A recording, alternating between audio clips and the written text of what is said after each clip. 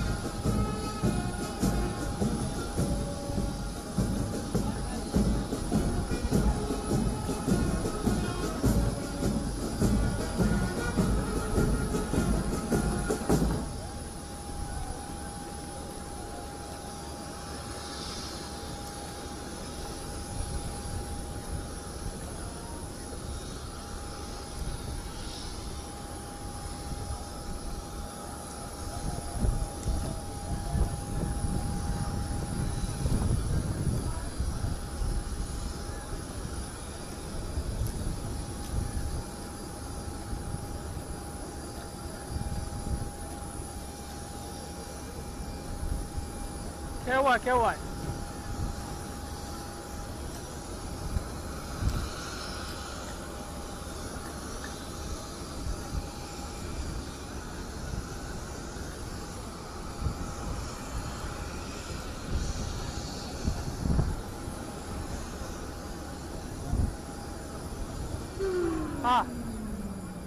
Xagee tagaa?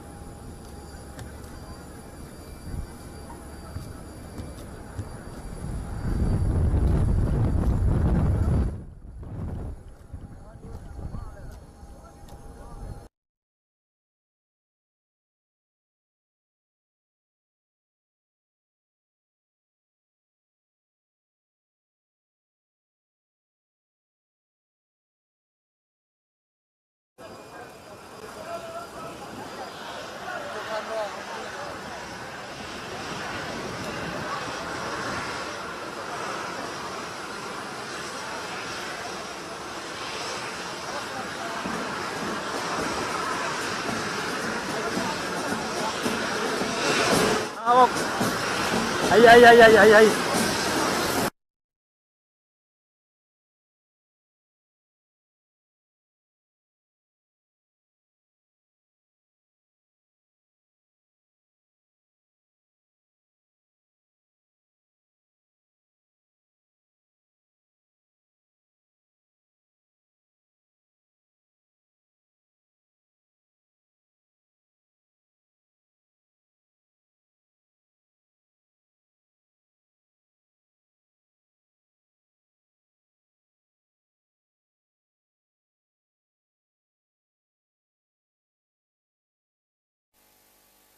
Yeah, just next to me.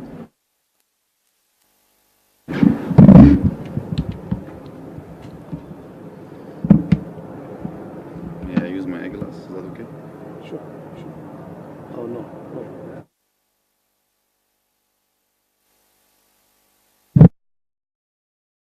My brother, on behalf of the government and people of Somalia, I would like to welcome you to your second home, Somalia. Indeed, Somalia and Ethiopia share common history, culture, tradition, and most importantly, blood relationship. Your visit today deepens our already strong political and social relationships, and I'm committed to take our relations to the next level. Your Excellency, nothing can divide our two brotherly nations.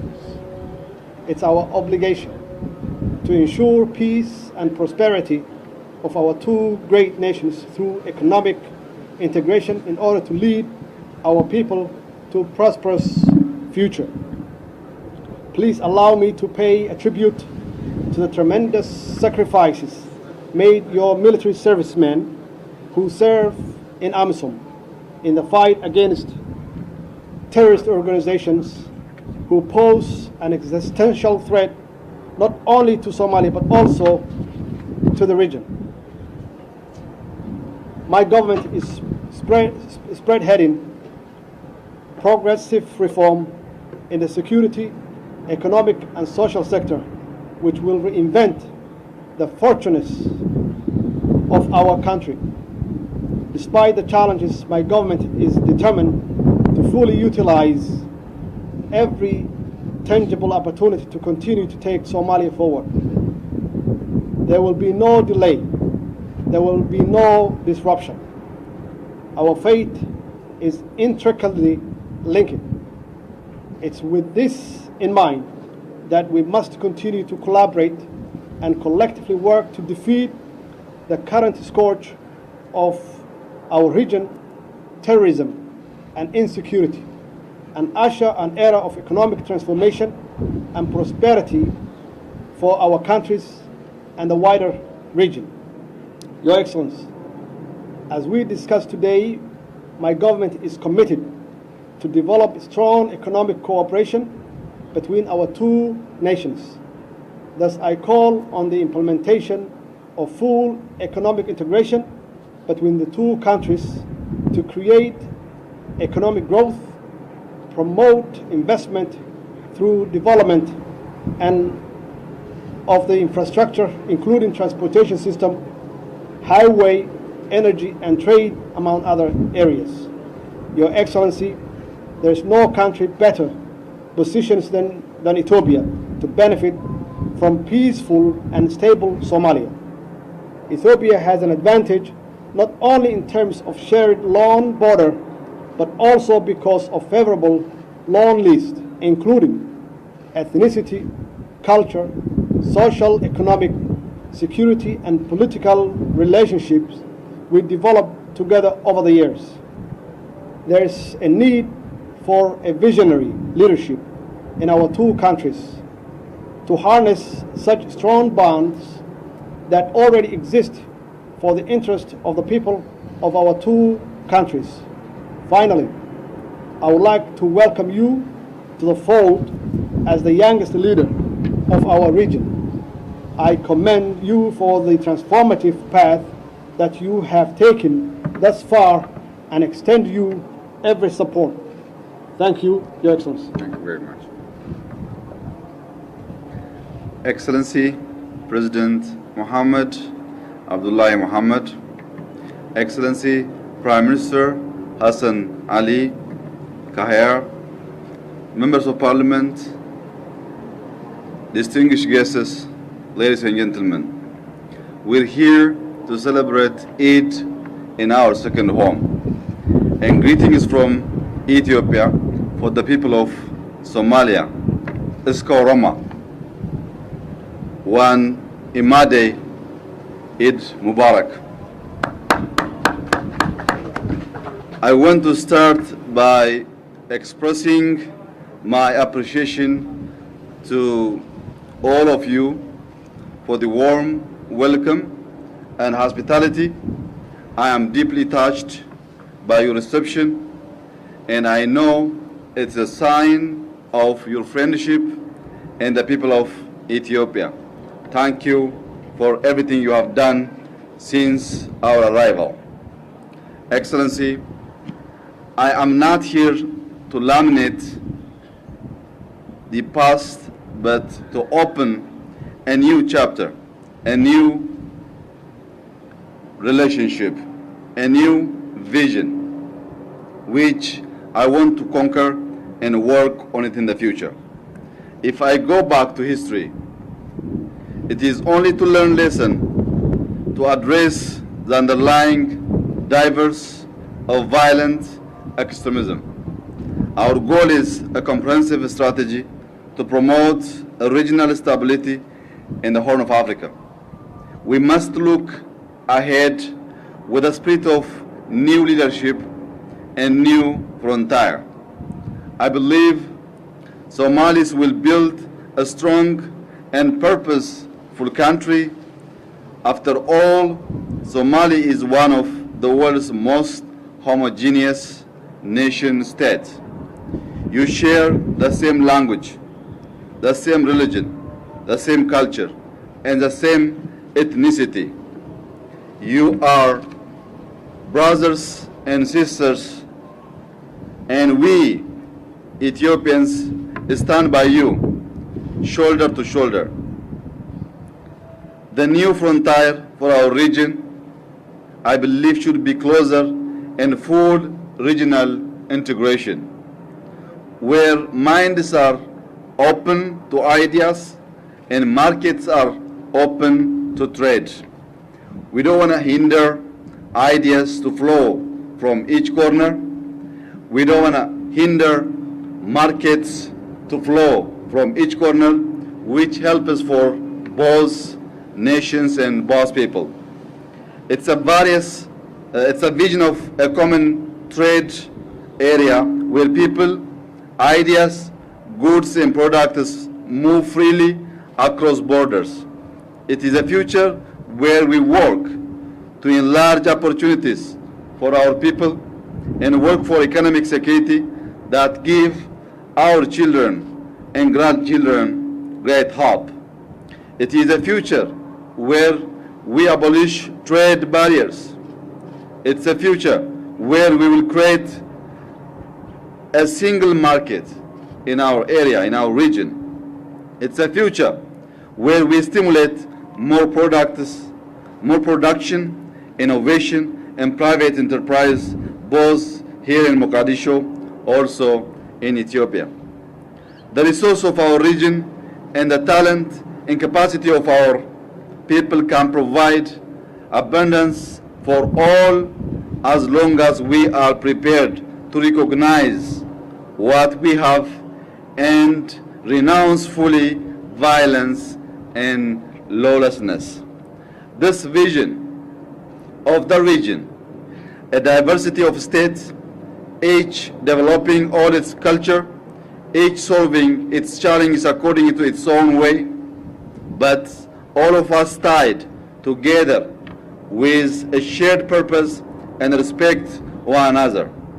I am here to tell you such a common project is quite possible.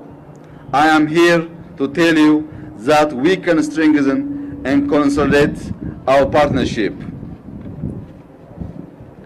Finally,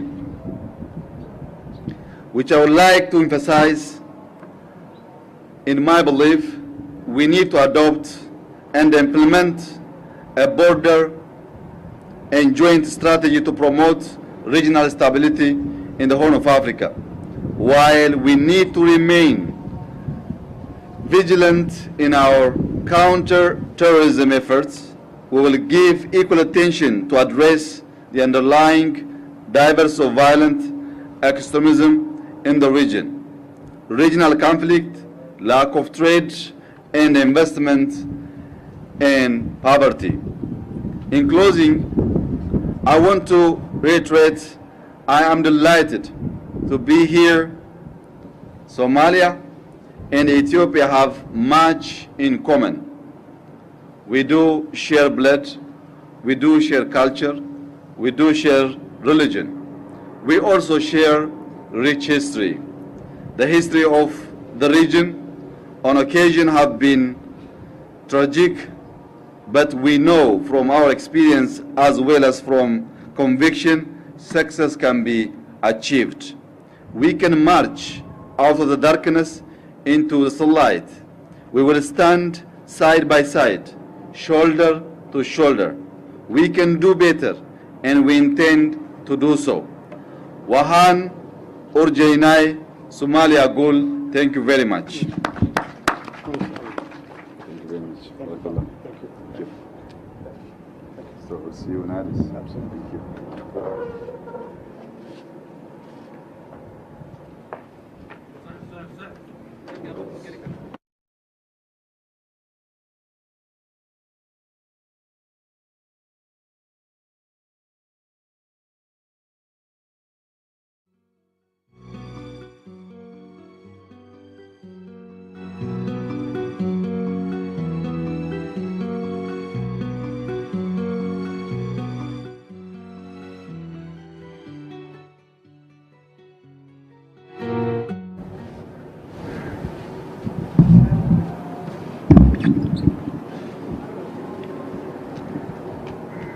Joint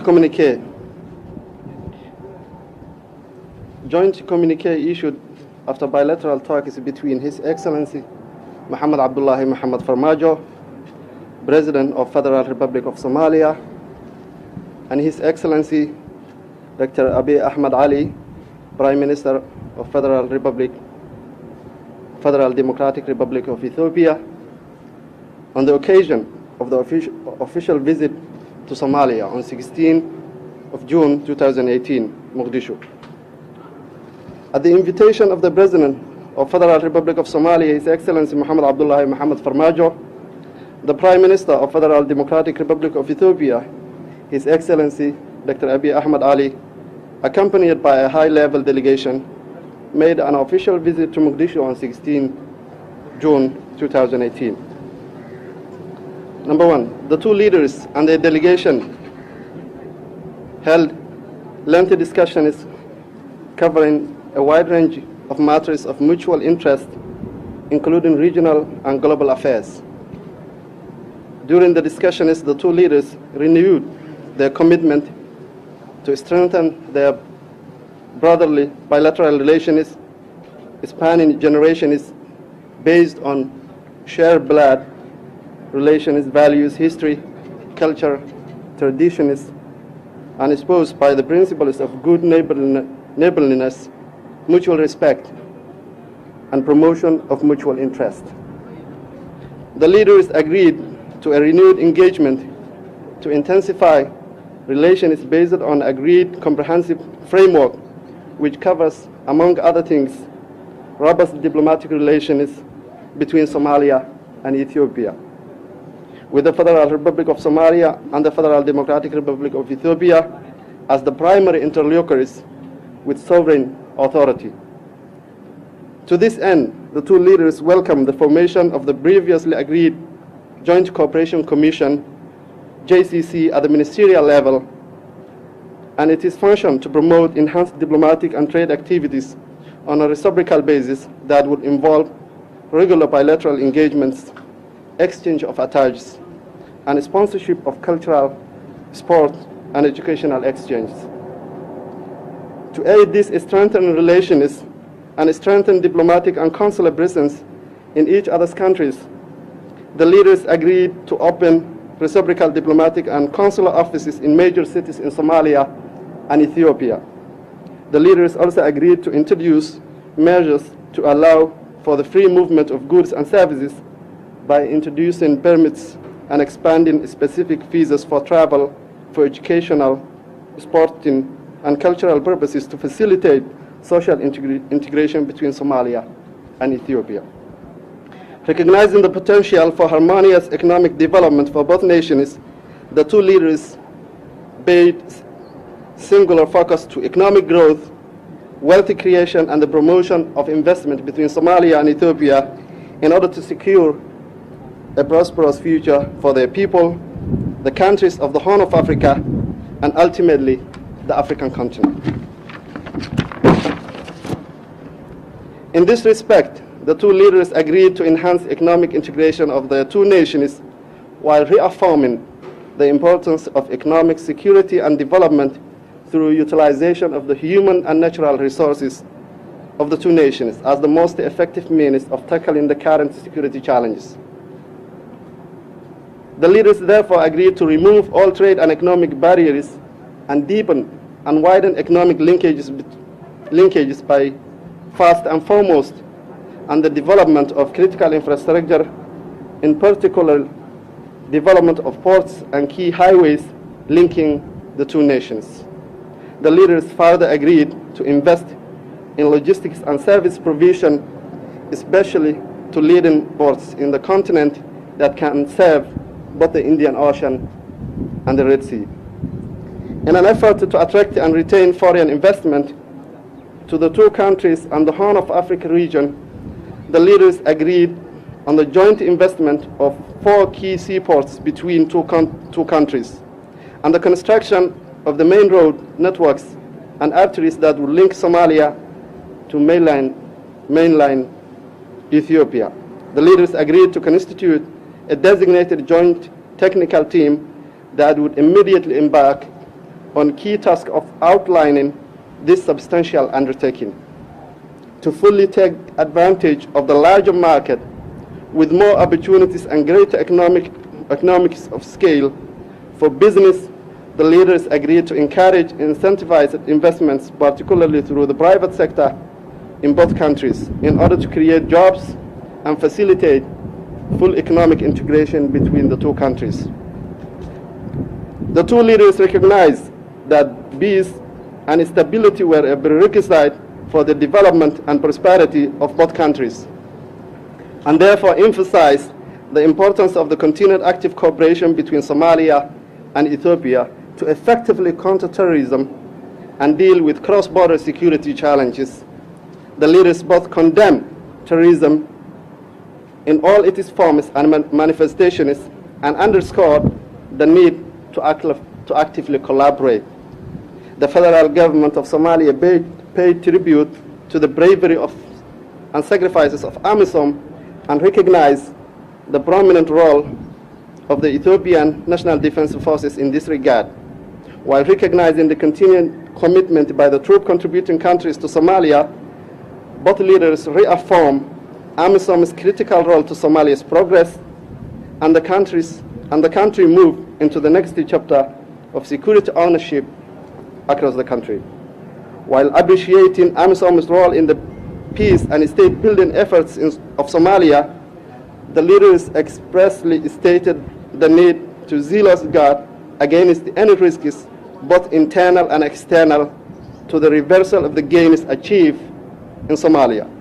Both leaders called upon friendly countries to contribute positively to Somalia's peace and state-building efforts. The two leaders unequivocally stated their mutual respect for the sovereignty, territorial integrity, political independence, and the unity of both nations, and called upon all Somali actors to relentlessly work towards the unity and cohesiveness of Somalia. On international matters, the two leaders called for an effective multilateral system with a reform and a stronger United Nations. They also agreed to advocate African problems for African solutions alongside the African Union and to foster joint positions on international matters of mutual concern.